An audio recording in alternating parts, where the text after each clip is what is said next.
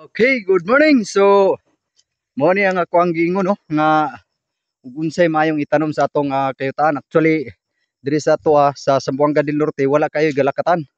No, kasagaran ang gitanom nila sa ilahang kuan ang kayutaan mga mais, humay o guma. So okay man po na siya. Agree ko na okay na siya. Pero naapod siya mga disadvantage. Like sa guma, pag mananom ka guma, dugay-dugay jud ka maka-harvest og kaning ni ang kuan kanang inig magpasanggot ka tunga, no? Tunga siya kay mao gina siya naandan ri sa tuang lugar. Karon og mabanlasan pag ulan, ini human imong pananggot, bundakan kag ulan, zero jud ka. Ang imong kago, ang kago sa imong mananggiti, wa jud siya mahimo. Pero okay pud siya kay nara man gid po yung mga madawat-dawat, nara gid po income. Ug sa mais pod kasagaran gyud dire ang traditional gyud nga farmer, ang mga farmers nato mais, kay ang mais tagtulo ka bulan kapin paka-harvest na. O okay mo pud siya, okay pud ang mais kay kinahanglan nato og kuan kanang pagkaon pang konsumo. Humay okay pud siya. Pero pinaka okay gyud para sa ko dili po ta expert ani no sa ato lang ning pag susuri ayon sa mga eksperto na ani. Ang ako ang nakita gyud lakatan no. So nag-start ko na tay lakatan dire. Nag-start ko ani lakatan, i-share na ko ninyo og nganong lakatan ang ako napili. Og nagsugod pa lang ko no.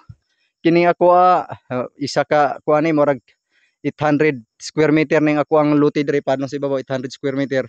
Estimate na ko ang ako ang gilagyon sa akong lakatan 2 ka metros kapin. Mahapit mo 2.5 or 2.2 ana. So dugol-dugol ra siya.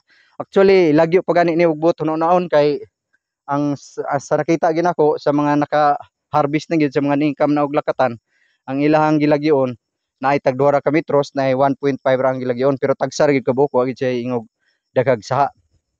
So kini ako napili na ko ang lakatan kay guwapo po kayo kita ang lakatan at timanunon lang no. Pag timanon lang nato kung ikaw ay kulang sa financial, pwede kang mag-start ani lakatan. Og naa po kay ika-finance mas maayo pod no. So nganong lakatan nga ako napili ang 1 ka hektarya nga lakatan, ang imong yuta og naka 1 ka hektarya kuan ra na siya og 2 meters ra ang gilagyon, mosulod na siya 2,000 ka kuan, 2,000 ka punuan. Kanang imong 1 ka hektarya 2,000 ka punuan nga lakatan ug ma-harvest nimo ng 2,000 ka punuan nga imong tanom nga lakatan, mo kuan na siya sa 1 ka bulig. Ang pinakaubos ana 15 kilos, 18, 20, 25 kilos. Ang kinadagkuan na moabot pag 28, 30 ang 1 ka bulig no. So dagko gyud kay siya, bugat gyud. So di na lang ta dito sa 30, 25, di na lang ta diha. Diha ra ta sa 15 sa pinakaubos lang ta estimate. Sa pinakaubos 15 sa 15 kilos sa imuhang 1,000 ka punuan, sigurado ng kuan nimo 15,000 kilos no sa 1,000 ka punuan. So kung nakay 2,000 ka punuan, 30,000 kilos no. 30,000 kilos ug imo nang time sa 30 ang kilo dire sa tuwa namang gyud sa ang uban mokuha sila sa punuan 25 pero ang presyohan gyud ron 35, 40. 35, 40 og didto gyud kadapit sa mga dagko na gyud mamaligya sa dagkong buyer na napay pareha ng sa Davao kanang sa Cebu, asa pa mga farming ug lakatan naa gyud mga tag 52, 53 na 48, 45. Pero dili to sa pinakabrato. Nag-start ani sa pinakaubos nga 1 ka bulig nga ato rang gibutang og 15 kilos sa 1 ka bulig. Then ang ato ang presyo butang lang nato 35. So 35, 2,000 ka punuan, million gyud na siya no. Million gyud na siya ang imong kitawon na. So ang lakatan, ang gidugayan sa lakatan kay murag 8 ka bulan kapin mamuso na ni. Nara gyud sa 10 to 11 months maka-harvest na gyud ani. Dugay-dugay siya no, dugay-dugay siya. Kung ikaw ay wa gyud lang pang kuan, pang source of kaning panginabuyan, murag dugay ka makakaon. Pero mo nang ang uban gamais jud. Pero pwede man nimong maison primero kay dili pa man siya ingog makahanong sa maisan para abono nimo sa imong mais. mabutang na pud sa imong lakatan, maapil imong lakatan kay pareha ani o bagong tanom. O pwede pa ka magmaisan ani kay mao man ginay kasagaran. No, pero katong atong gisgutan sa sa isa ka hektar ug imo ginang gastuan, mugasto jud po ka ana og kuano, mugasto jud po kag nasa estimate kay ga-search ko ana, estimate jud mga 200 kapin. Abono, spray, suhol nimo na gid sa mga 200,000 pud imong gastuhon. No? Pero minilyon pud ang imong pwedeng kitaon. Pero kuan, kung wala man gyud kay ang diri sa tuang lugar ang financial kulang man jud kay no, mo man jud ni kasagaran kulang. Bisag magsugod ra ta og tungag hektarya. Tungag hektarya napo na siya sa mga 1,000 ka punuan. Tungag hektarya kaya na sa isa ka tawo. Kung makabaol-baol pa kana, kaya mo nay uban nga wala ga kuan kayo ani wa pud sila idea dayon ang ikaduha ang kasagaran nagbaol diri gusto gyud nila kanarang pangkonsumo kay mo gyud nay kasagaran.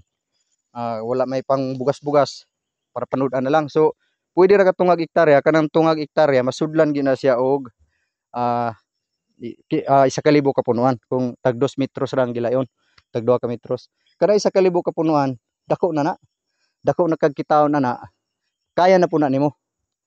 Kaya na nimo siya i-manage, no? Kay tungag hektarya raman.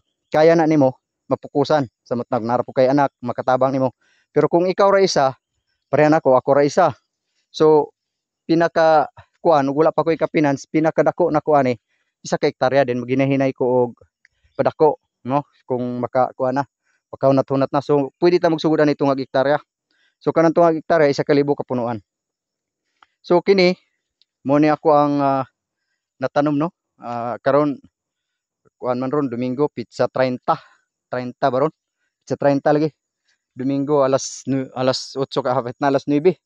So sayo kayo ko diri wa pa koy pamahaw. Napa ni siya sa 35 ka punuan.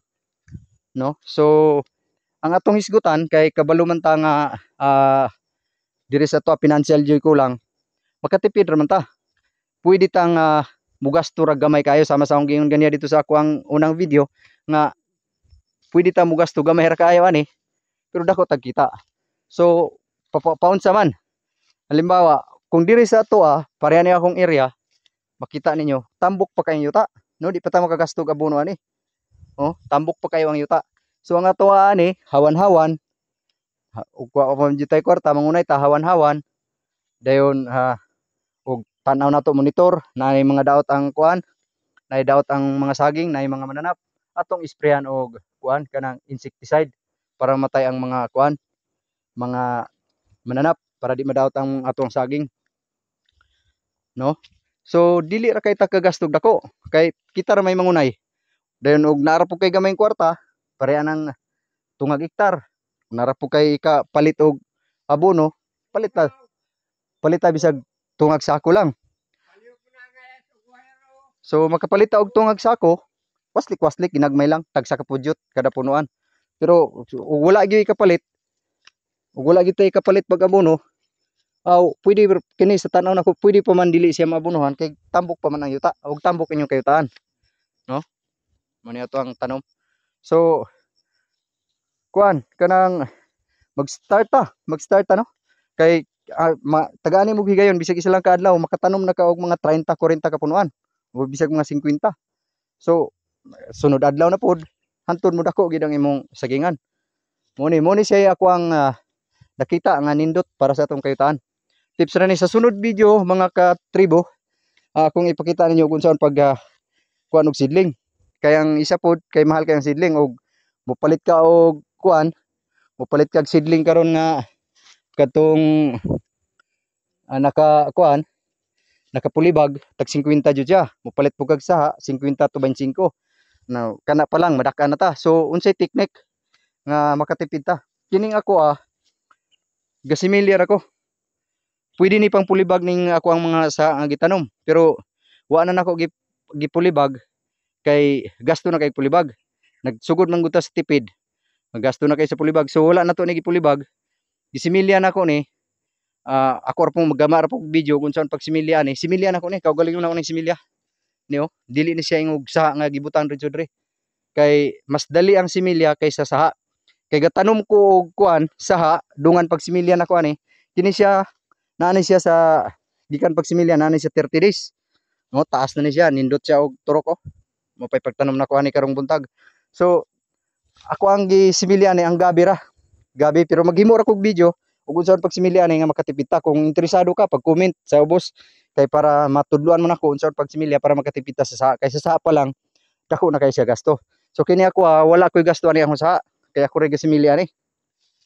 Sa isa ka sa pwede ka mo similya na, pwede mo abot og 5 unom or muwalo pa na kapunuan ang imong masimilya na.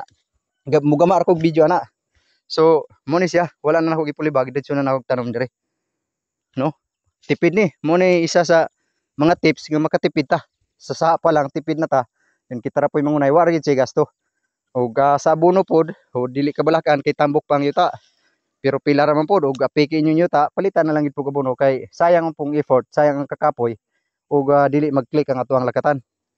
No, so sa wala jud para sa mga farmers nga walang wala jud press bukid, walang wala man jud na iban mi kung saon nga wala man jud mi, wa man mi kwarta, higigo ra man palit bugas, sudan gani gilisod pa. Na man jud uban mi unana. So makatipid ra gyapon ta. Kini na ni inyong kuan dili na ingog nindot kayo, pero sa bukid kasagaran nindot pa, butang talag di na kay nindot ang inyong kayutaan. So daghang kayong choice nga makatipid ta sa abono. Pwede tang mag-abono ani, pwedeng taig mga mananap, mga organic fertilizer pwede ni, or pwede po kanang nang nasa kapagangan nga tambok na yuta mukuha tag sinako kaysa mo palitan ni libo, mukuha ra tag sinako or manuhol ra tag 100 ang sako, mukuha ta atong ibutang aning punuan mo tambok nang imong yuta, no? So na ug wala gihapon napay choice, no, napatay choice ug wala gid ta na kay ang atong area wala kay mga inana kapagangan, napay choice ug daghang kakahuyan diha sa inyong lugar, daghang kakahuyan pag sunog mo daghang kayong kahoy, manggapo mo kanang mga laya nga kahoy, sunugo na ninyo din inyong iabo, ang abo ato isulod niyo sako, pwede na ni may butang sa punuan sa imong saging, ang abo mutambok nang imong yuta, mura na ka nakaabono ana, abo lang. So isa na sa tips. So di na kaya na tason mga katribo kay taas na kayo nga to ang video, no? Mag-upload ko sunod, pag-comment mo kung sa inyong gusto nga i-topic na to about ani lakatan, kay mag-upload ko video, maghatag ko ninyo idea. Ako dili ko eksperto, idea ra ni ako nakakuha lang tag idea muning naka-start aning paglakatan. Actually sa mga wa pa kaila sa kuha, ako si Ricky Albot. Shout out sa tanang mga kaparentihan, labi na sa ato ang barangay Dilukot, no? Ako ang background, dati kong OFW, gikan ko og abroad, no, Saudi Arabia. So uli ko aning Pilipinas, una na kong gisulod nga negosyo is transportation. Ay pa dayang transportation, nagagi pa taog network marketing, networking. So ang networking good na may income, pero ang networking unreliable income, no? Wa ta kabalo og kano sa tamo income, wa ta kabalo og pila income mo nato. Pero ug mo click jud pod, dagko gid pug income unta ang networking. Kay ni income naman pug ko dia. So dili ta tong networking nga scam, no? Ang atong nasudan ag mga legal nga networking company like M Global, I Am Worldwide, unsa pa man nga networking nga mga legal. Kay na may mga scam nga networking katong no return of investment, na po yung mga networking nga mga legit siya. Pila imong buya nga kwarta mo po yung mugawa sa imong nga produkto. Actually ang networking okay yung punta siya, pero nibiya ko na kay nibalik ta ni tradisyonal. So focus ta balik ta sa ato ang lakatan. Ang sunod na kong na kuan ay ang sunod ay na kong na himong panginabuyan transportation. Gikan ko Saudi, palit ko og 2 ka bukban. Naram po income, pero kuan lagi kanang naang madawat imo sakyanan, may mga po nag-maintenance dayon makaya ra noon unta kay naram jud income. Madakpan ka, mga violation mo po na yung mga disadvantage, maplatan, unsay mga madawat sa sakyanan, mangayo po na siya, pero kaya ra. Pero ang pinaka disadvantage niya, paabtan og 10 to 15 years ang imong sakyanan diri sa ato labi na ban man to ako dipulog ipil.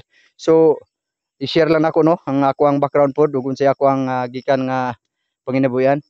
Ang pinaka disadvantage, so mo peace out man gud 10 to 15 years, upalit na pug bagong sakyanan. So ibalhin imong prangkisa dito sa imong bagong sakyanan. So muna disadvantage kay kinahanglan pug minilyon para makapalit og sakyanan. Sunod na ko nga na negosyo kining traditional nga groceries no, sari-sari store. Sa mga nakailan ako kabalo na mo natay sari-sari store. O karon gi stop sa nako ako ang sari-sari store. Balik ra po ko gyapon kay kinahanglan man gyapon na kay mao man ato ang kuag konsumo sa panginadlaw. Kining farming kuha na lang ni siya. Murag second choice no, pero at kabalo kining second choice basig diri pa ta mo click no, at kabalo kay ang lakatan dako gid siya income. Gisudlan ako ning nga farming kay nakita nako ang future nga pwede na to income diri. So taas na kayo ang atong video guys sa mga Tagalog dyan, sa mga di nakaintindi sa aking video. Mag-comment din kayo para magka-idea kayo kung paano kikita ng malaki sa lakatan pero maliit lang ang gastos. At may mga teknik kasi, may mga pamaraan paano makatipid. Pero kung yung lupa nyo is hindi na siya ganun kataba, sa amin kasi matataba pa yung lupa, makita nyo itim na itim yung lupa, hindi pa siya ganun kalaki ang gastos dito kasi mataba pa yung lupa, kunting ano lang. Kung may mga Tagalog na hindi nakaintindi, mag-comment kayo at gawa natin yung video kung ano yung gusto nyo, kung gusto nyo magka-idea paano makatipid sa paglalakatan, no? At hanggang dito na lang, mayong buntag natong tanan mga katribo, o comment lang mo para magama na tong video o kung sa inyong mga gustong idea pa nga may bawan about aning lakatan farming. Ug maura to, God bless natong tanan, ug mayong buntag, happy Sunday.